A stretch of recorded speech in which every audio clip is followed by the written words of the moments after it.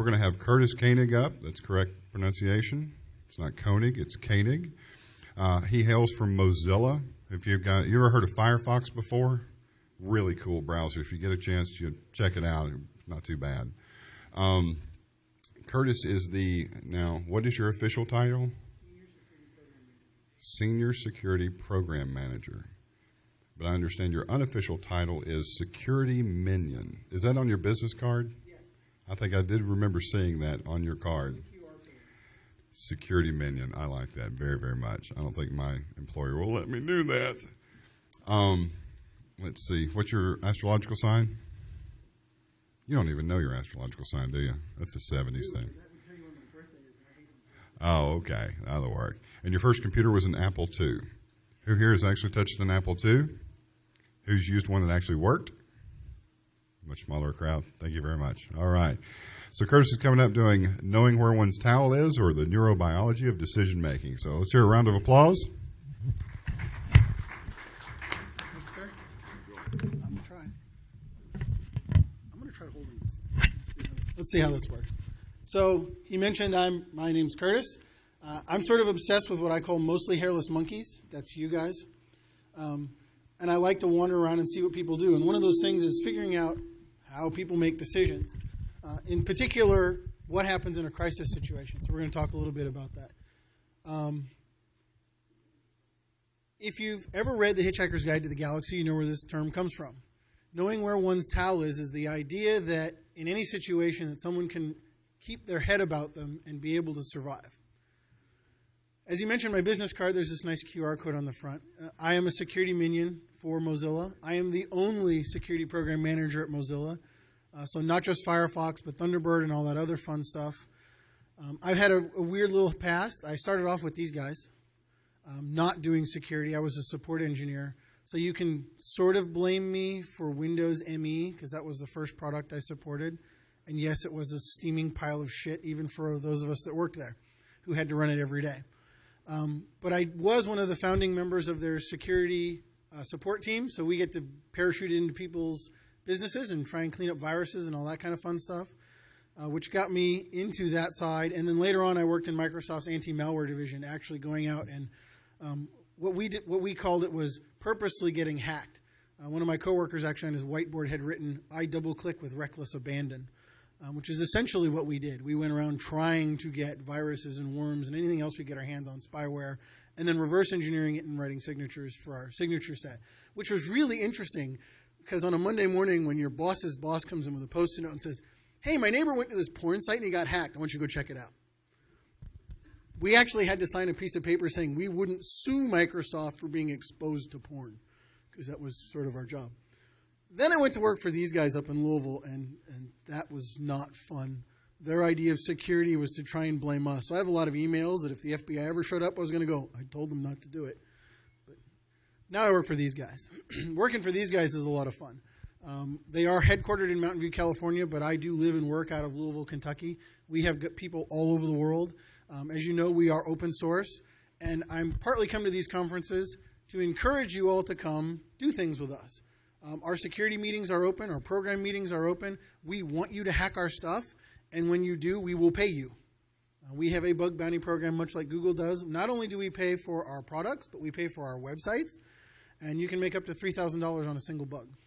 I think it's $3,137 right now. Ha, ha, ha. So it's a pretty good deal. And this is my other passion in life, is the Scouts. So my whole life revolves around not-for-profits. I'm an Eagle Scout. I spend a lot of time with youth trying to teach them leadership and teaching them not to panic, which is sort of where this stuff comes from. But in a previous life, I started off with these things. Anybody recognize these? That's not a tapeworm. That's Ebola, yeah. I wrote my senior thesis as an undergraduate in microbiology on that little sucker right there. Anybody know what the one in the lower left is? Nope. Everyone in this room's had that disease. That's influenza. I spent several years actually trying to figure out every year which influenza was going to be the most potent, and then working with the CDC to give you guys your vaccines every year. So my first life was focused around microbiology. viruses of a slightly different sort. And I've sort of tried to take some of that scientific knowledge and apply it to what I do as a security engineer. SkyDog mentioned I started with an Apple II. My dad he's a doctor, he's retired now, but he brought home this Apple II from the hospital one weekend and decided he was going to teach me BASIC. And that's where I started programming. I can program, however, I wouldn't recommend hiring me to write security code because it'll likely be riddled with security vulnerabilities because like everybody else, I sort of hack away and make it work, and then I go back and try and fix it because I just want the thing to run. And I used to work in labs with this symbol all over the place. I was actually going to go to Johns Hopkins University and do their MD PhD program studying that little guy. And when I told my wife I wasn't going to do that anymore and was going to go play this computer game, she was very, very happy. And she was also very happy that my life insurance was paid up because if anything did go wrong, she was going to get covered. But that led to a fascination with this thing. The human brain is, to me, one of the most fascinating organs in the human body. We know the least about it, but it governs everything we do in our daily lives. And it's got some very interesting properties, especially when we start talking about how we go about making decisions. Decisions are a really funny part of human life, how we perceive them, how we go about making them, and some of them can very much be a success or failure kind of situation. Making the right decision, we live. Making the wrong decision, we die. We have to do a little bit of background in biology here to get you guys in the right place. So this is a very simple diagram of the human brain. And the part I really, really care about that we're going to talk about somewhat today is this little thing right down here. And it's called the amygdala. The amygdala is the oldest part of the human brain. It is very much related to the brains of lizards. Okay? So think about that. It's a lizard brain right in the middle there. Next thing we need to talk about is this thing we call the neocortex. It's that nice sort of wrinkly part on top that everyone sort of associates with the brain. It's like this wrinkled pink thing. And the difference between the two is that the neocortex is your higher functions. It's what allows you to make gradations between different kinds of choices. The amygdala does one thing and does it really, really well. When you run into one of these things, it tells you whether to run away or whether to fight. That's its entire process. Fight or flight. We've all heard of that process. Hey, there's some kittens fighting. I had to have a kitten picture in there. So there's your fight side. When that thing kicks in, some really funny things happen. And this system was great when we lived on the savannah. However, we have a modern life these days that looks a lot like that for most of us in the room. And the amygdala is really, really, really poor at making decisions in this kind of world. Especially when we have these kinds of people hanging out, which are a lot like us. If you're in the corporate world, you're worried about these guys trying to get into your system. If you're not in the corporate world, you're trying to get into somebody's system. One of the first things that happens when the amygdala kicks on for the fight or flight mechanism is your pupils dilate very quickly. They're trying to take in as much light and as much information as fast as they possibly can. The other thing that happens is the cardiovascular system very quickly ramps up. You start breathing quicker. Your blood starts pumping. Your heart rate goes up. But certain other parts of your body stop getting blood. Your body actually cuts off blood to your digestive tract. It starts cutting off blood to your brain. It starts cutting off blood to what it considers non-vital functions. It's getting ready to run. Because the next thing it does is cause you to sweat. You're just standing there. Your hairs stand up to make you look larger so that whatever enemy is coming towards you is a little frightened.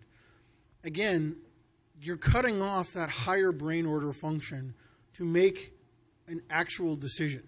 So the problem with this is that this limbic area begins to take over. And in the normal world, your decision-making ability is quickly reduced to crap. So in an emergency situation, like my firewall just went down and someone's trying to get into my network, or the police are knocking at my door because they want to ask me a question about something, your ability to keep your head is very much dependent on your ability to get yourself out of this mode. There's a great book by Malcolm Gladwell called Blink. Anybody here read it? Anybody read any of his books? Cool. Well, there's a few of you. If you haven't read Malcolm's books, they're worth sitting down and reading. He wrote Blink. He wrote one called The Tipping Point, which is a really interesting look at what we call social viruses, how things move through through a class of people. He wrote this, and he wrote another one called Oh, crap, I can't remember the third one now. The third one is why certain people are successful. What is it about what they did that made them successful? But Blink had a very interesting set of pages in it that really sort of were the genesis of this presentation for me. Anybody ever seen this guy? No one here's in the military then. This is General Paul Van Ripper. He's now retired. He is a very high-ranking Marine, and he has the distinction of absolutely embarrassing the rest of the military in a war game. Paul Van Ripper was part of a war game in 2000, just before the Gulf War, and they had him be the opposition. And the military was so convinced that it had done all the right thinking that they could beat him in a matter of hours. So they arrayed this huge flotilla against him, and they attacked his little mythical nation, and they destroyed everything. And the next day he sank the entire flotilla, partly by not buying into a thought process. And some of that thought process he learned as a young Marine in Vietnam. In his first tour of duty in South Vietnam, he'd be out in the bush on a patrolling or whatever it is they were doing, and he would hear gunfire in the distance. And the first thing he would do is he'd grab his radio and he'd start calling people. What the hell's going on? They didn't know any better than he did. It's gunfire. It's Vietnam. People are shooting at each other. Sometimes they're just shooting at random crap in the jungle because they feel like it. A little pissed off for being in Vietnam. They probably don't have any beer, haven't seen a woman in about 2 years.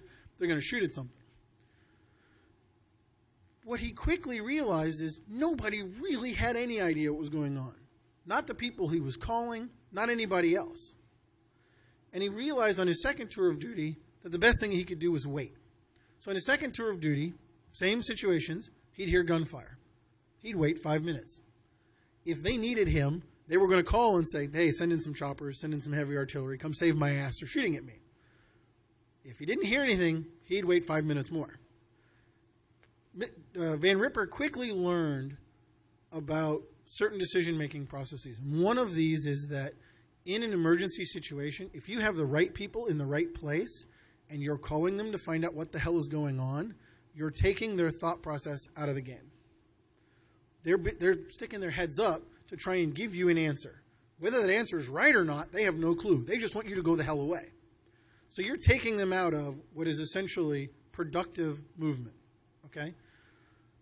He sort of stumbled on this idea of how we're getting out of the amygdala controlling our thought process and back into the neocortex, which generally runs our day-to-day lives.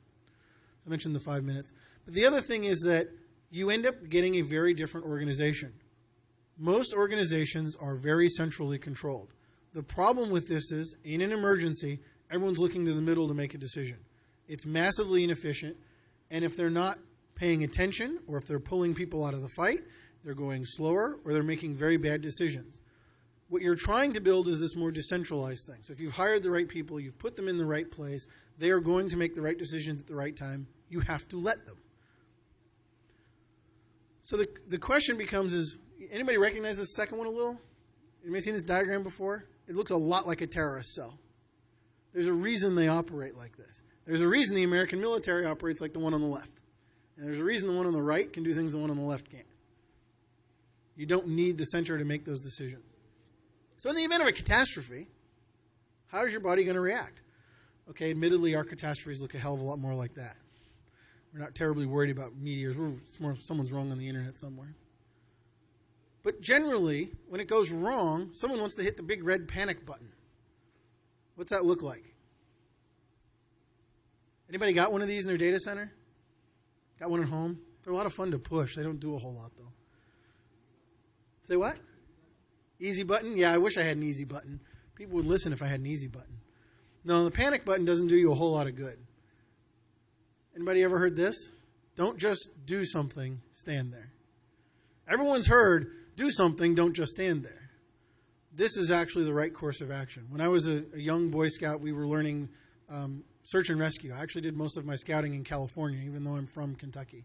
I spent 13 years in California. And we used to go do search and rescue in the high Sierras. And the first thing you learn is, don't just do something, stand there. A call is going to come in, much like Van Ripper's calls. Someone's shooting at something. Someone's lost somewhere. Someone's hurt somewhere.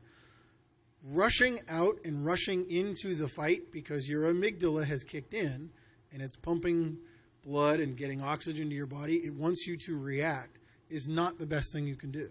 This is especially bad if you're a first responder in a shooting situation. You think you want to go running in if the gunman's still there? You really don't.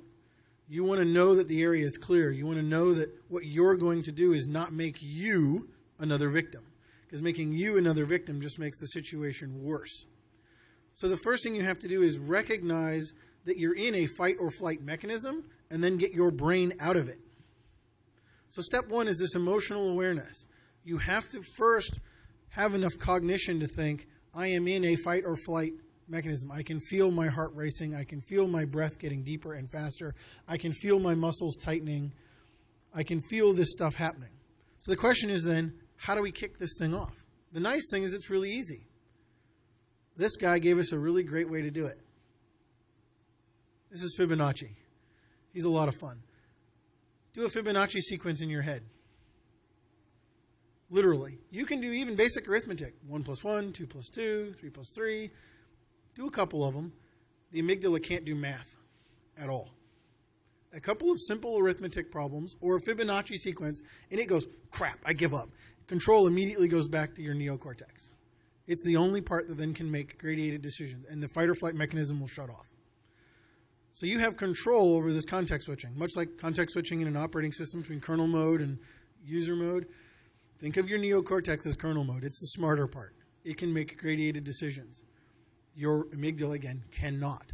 So if you do something like this, you can immediately get your neocortex to kick back on, and your fight or flight mechanism will calm down. You don't necessarily want to do this if you're actually being chased by a lion. I would suggest you let your fight or flight mechanism continue to run. However, if what you're worried about is the police knocking on your door because they want to ask you some questions, or you've been pulled over, or your boss has some problem he's going on about, or the firewall has gone down, or your code has broken, stop. Fibonacci sequence, a couple arithmetic problems, get your neocortex to kick back on, and control the situation. It's very interesting what you can do because they expect you to act a different way. The cops use another little mental trick. If they want to catch you in a lie, they'll ask you to tell your story backwards. Your brain, when you're lying, can't actually put the sequences in the correct order in reverse. So you'll tell your lie forwards. When you try and go backwards, it's nearly impossible. It's one of the tricks police use when they're questioning you. So again, if you can keep your neocortex about you, you can sort of control that situation. Step 2, assess the situation. What is really the frickin' problem here? I can't tell you how many times I worked for a corporate entity and someone would panic because all of a sudden some random IP was pinging the firewall from a foreign country and they flipped out. We literally had someone cut off millions of dollars of business once. They saw this IP coming in from China and flipped out and cut it off. We'd signed a contract with a large company in China to do data analysis for us, and they were shipping the data back. And this guy just cut off several $1 million worth of work because he panicked. He didn't think about the situation. He didn't assess what was actually happening. You have to decide what has to happen. Is there a puzzle piece missing? Have I looked at what's really going on? Your amygdala doesn't care. It just wants to act. Your neocortex can say, well, wait a minute. I know this, but there's this piece missing in the middle that I don't know. Is that piece important or not? And if it's not, then I don't want to do anything about it. If it is important, then I want to do something. Again, the IP address. If someone had just said, well, hey, we have this weird range. Does it happen to match anything we signed a contract on recently? Problem averted. The other key to this is understanding one's team. Teams go through stages of team development. This is a presentation in and of itself. It's something I actually teach on a regular basis to leadership groups. I'm part of a team that teaches leadership skills to people, and we teach this. This is actually a part of a larger thing, but it's a really good point here is that when teams first start out, they're in this forming stage, and they're pointed all over the place. Nobody knows what the hell is going on. As a leader, you have to be out front explaining what's going on and controlling the situation. So if you're managing a team, important thing to remember. If your team is a little bit more further along, they're getting into what we call storming. Sometimes storming lasts a while, sometimes not. Sometimes teams skip it, but the leader gets in the middle and demonstrates what they want to happen. In the norming stage, the team's coming around. They're figuring out what has to happen. The leader's moving out of the way a little. People know what has to happen. If you have a really good performing team, it's one of those nodes on that distributed network. They can manage themselves. But you have to give them the rope to do that. It's the Van Ripper 5-minute rule. Give them the time to do what they were trained to do. If you've practiced it, they know what to do. And then teach them stuff like this. Don't panic. Do a quick little math thing in your head. Get your brain about you. Assess and control the situation. And you can build what's on the right. Mozilla looks a hell of a lot like what's on the right. We don't have centralized control. Anybody can write code and check it in and ask for a review. And if it's any good, we'll put it right in the product. Microsoft is on the left. They centrally control everything. Everything is planned. Everything is controlled. The advantage of the group on the right is you get creative solutions to problems. You do not have to manage them all day long. You still have to manage problems. But when a crisis appears, your best bet is to let them do what they're going to do. Now, the next thing, now that we've calmed ourselves down, we've recognized the situation, we've taken a quick assessment of what has to happen. Now we decide whether we're going to do anything or not. Maybe you don't need to do anything. Maybe your team is already handling it just fine. But don't get in their way. Again, the Van Ripper rule. Don't get them sticking their heads up and out of the problem if what you really want is that problem solved, because they will solve it. And then finally, you want to go back and review everything that's happened. You want to go back and post-mortem the responses and the reactions. You want to talk to your team about what happened, and you want to go ahead and put in steps to fix what went wrong and highlight what went right. In the end, the most important thing is don't panic. You know, Hitchhiker's Guide did this great. Have some fun. Get your team some towels that say don't panic. They're all over the internet. They're a lot of fun to play with. It's a great rule of thumb anytime in your life.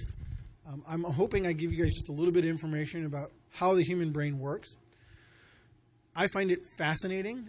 One of the other little tidbits I'll share with you that I love is if you take a room full of the smartest people on the planet, Nobel Prize winners, nuclear scientists, and then you put the dumbest redneck you can find in the room, the IQ in the room will drop to the size of the redneck.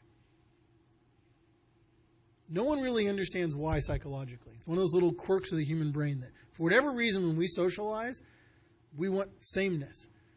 It takes really smart people to get really stupid really quick. Keep that in mind when you're in a group. Groupthink doesn't always help you, and this is part of it. The last thing I want to mention about don't panic, and this goes back to what SkyDog was talking about this morning with Brad. One of the things that saved Brad's life is somebody was able not to panic. They were able to get up on stage, recognize and assess the situation, give CPR, get him to a hospital, and literally save his life. They wanted me to mention that. We want to keep asking you guys to help out with that. There are going to be some things this weekend where we can help donate and help Brad out with some of that stuff. If you've never heard Brad speak, he's a social engineer. He deals with stuff like this and mostly hairless monkeys and how they react. If you have the time sometime, one of my favorite pastimes during the day at lunch was when I worked at Humana, because, God, it hurt my brain working there. I would go walking downtown, which annoyed my coworkers because they always wanted to go walk where there was no people. They wanted to go walk on the river. I always wanted to go into the middle of downtown where the highest density of people was. Spend some time observing how people actually act. It's very, very interesting. 90% of the time, people will tell you that they do something in a particular way. But if you actually watch them do it, it's nothing like what they told you. Have some fun with the mostly hairless monkeys. I think I probably finished faster than I was supposed to, so we've got some time for questions here. I wanted to leave about 10 minutes. I think that's about what I've got.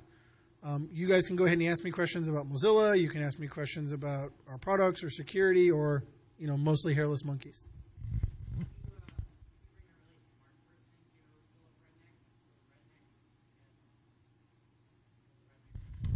So for those who can hear the question was, if you have a room full of rednecks and you bring a smart person in, will the rednecks get smarter? Unfortunately, no, because the dumbest person in the room is still a dumb redneck. Because it's always a downward pull. Again, we don't understand why. And why the brain kept the amygdala as long as it has is sort of a mystery, too. It literally is a lizard brain. If you were to take a lizard brain out of a lizard and compare it to our amygdala, they're relatively identical, morphologically, what they look like.